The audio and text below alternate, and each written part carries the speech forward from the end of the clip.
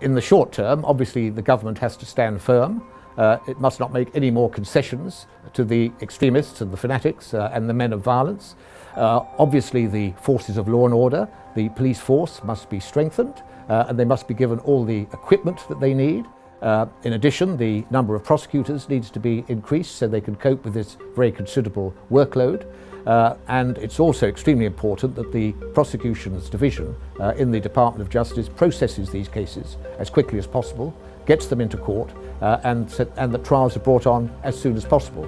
And once people have been convicted, we must look to the courts to impose severe sentences, because we've seen some extremely serious crimes being committed, and very harsh penalties are obviously required, not only to punish the individual offenders, but to send out the message that to other people that this type of behaviour will certainly not be tolerated. Because we have far too many young people who have clearly unhealthy pastimes. They think that instead of spending their leisure time at the weekends in going to the country parks, in pursuing their hobbies, in studying, perhaps in helping other people through charities, instead of doing that, they'd rather involve themselves in getting dressed up in black and going out and smashing up our society and attacking our police officers and attacking people from other parts of the country. This is clearly an appalling situation in which we find ourselves, and this situation must be redressed.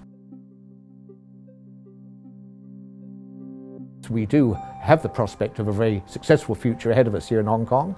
Hong Kong, if it plays its full part in the Guangdong, Hong Kong, Macau, Greater Bay Area, then there are numerous opportunities opening up there, and likewise there are great opportunities arising through the Belt and Road Initiative.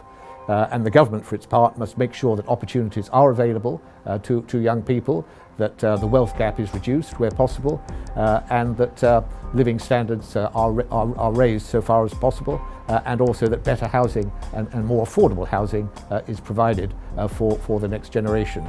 So everyone really has to come together to pull their weight and to make sure that Hong Kong has a great future and to step back from the abyss before it's too late.